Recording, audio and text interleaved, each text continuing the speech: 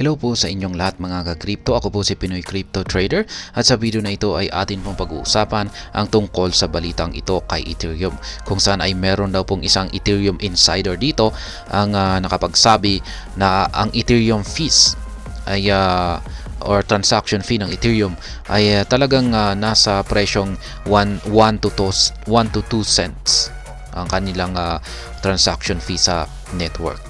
At ayan, alam naman po natin kung gumagamit po tayo ng Ethereum network ay yung transaction fee po nito ay nasa average price na nasa 1 to 2 dollars po yan.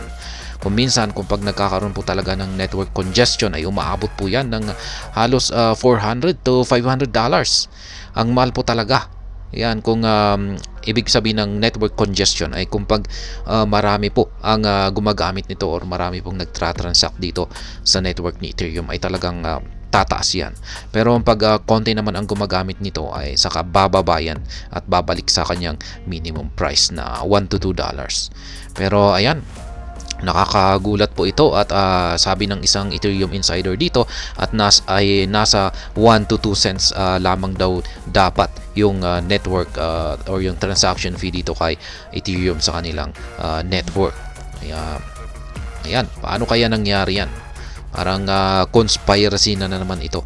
At ayan, bago po tayo magpatuloy ay nais ko lamang po munang bigyang linaw ang aking disclaimer kung saan ang nilalaman po ng video na ito ay hindi po ito isang financial advice. For education and information purposes lamang po ang layunin nito. Maliban po dito ay nais ko na rin pong magbigay babala na wala pong kahit anumang group chat ang Pinoy Crypto Trader.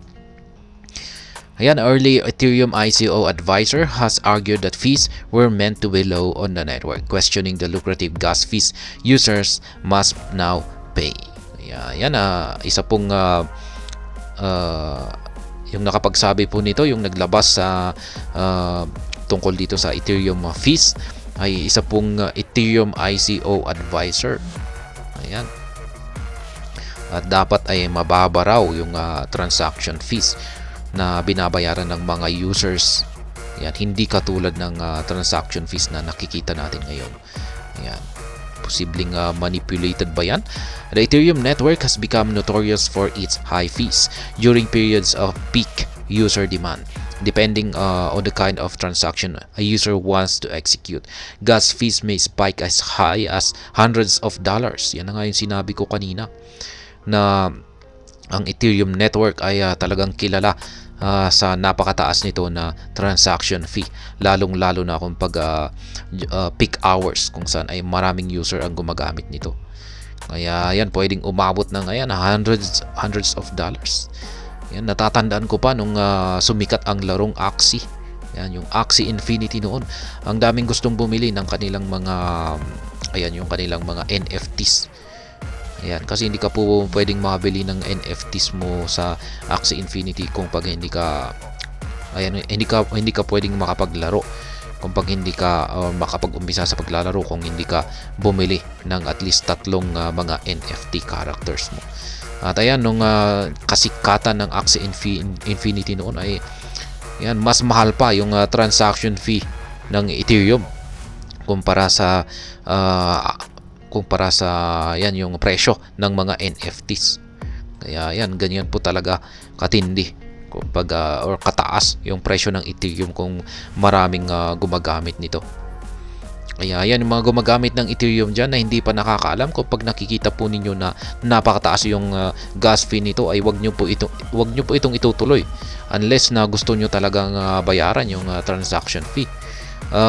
I-timing po na lamang ninyo sa tamang oras, i-check niya lamang po ninyo kung ito ay nasa mababang presyo, at least nasa 1 to 2 dollars, kasi yan po talaga ang minimum price ng kanyang transaction fee.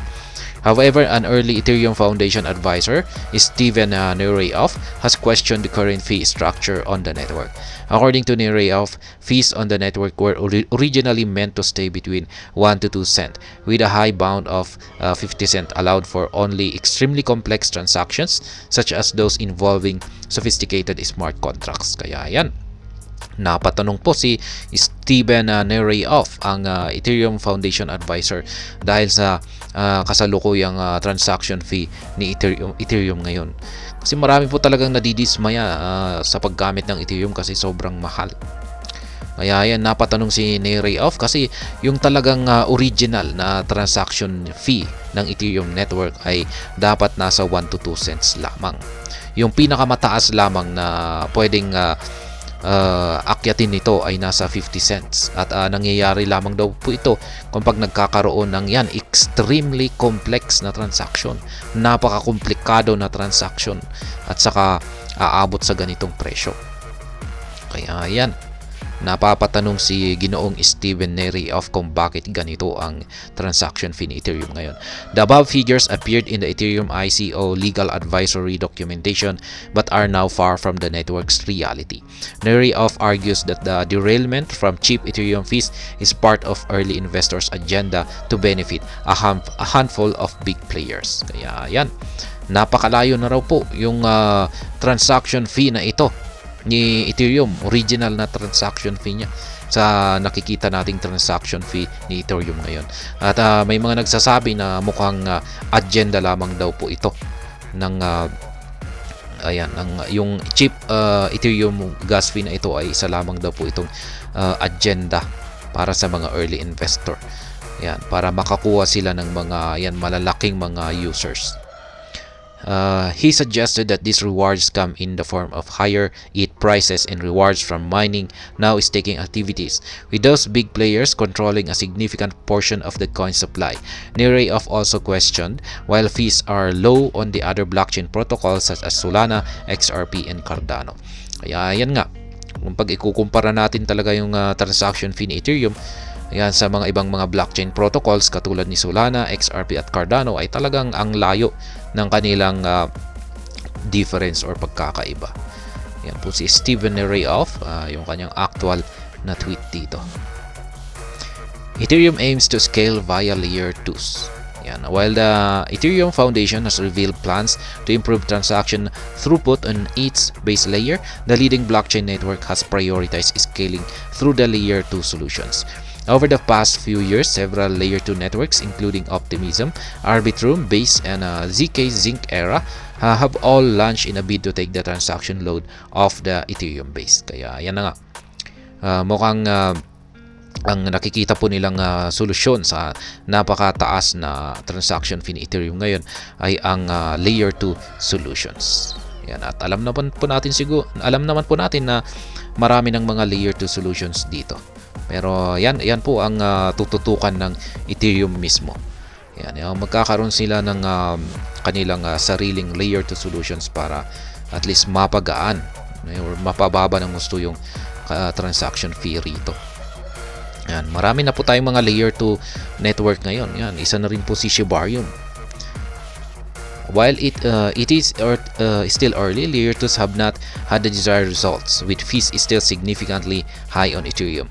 Newer age networks, including Solana, aim to capitalize on Ethereum's weakness, with the older network now under pressure to scale faster or lose market share in the coming years. Kaya yan, si Solana ay minamadali po niya yung yan, or parang ginagamit po niya yung tinitake advantage po niya yung weakness ni Ethereum, kung saan ay napakamahal yung kanyang transaction fee. Samantalang si Solana ay napakamura. Kaya ayan, si Ethereum ay mukhang ito raw po yung kanyang problema na hindi po talaga hindi magtatagal ay talagang siguro ay manghihina siya. Yan, lilipat na yung mga investors sa mas mura, sa mas may murang transaction katulad ni Solana. Kaya pag hindi makagawa ng paraan ang Ethereum sa kanilang napaka mahal na transaction fee ay ayan, siguro sa mga susunod na mga taon ay talagang mababawasan ng malaki yung kanilang market share. Ayan, at siguro ay baka si Solana na yung mauunahan na niya si Ethereum kapag nagpatuloy ito. Kaya dapat gumawa talaga ng paraan ang Ethereum yan sa kanilang napakataas, napakamahal na transaction fee. Yan. At ayan, hanggang dito na lamang po tayo sa video na ito. Sana po ay inyong nagustuhan ang aking paliwanag dito. Kung inyo po itong nagustuhan ay pakiclick lamang po ang like button nito. Para naman po sa mga bago lamang dito, kayo po ay aking inaanyayahan para mag-subscribe. Pakiclick na rin po ang bell icon nito dahil ito po ang siyang magsisilbing notification nito sa mga bago kong videos na akin pong ina-upload sa aking YouTube channel na ito. Marami pong salamat sa panonood, ingat po tayo lagi at God bless po sa ating lahat.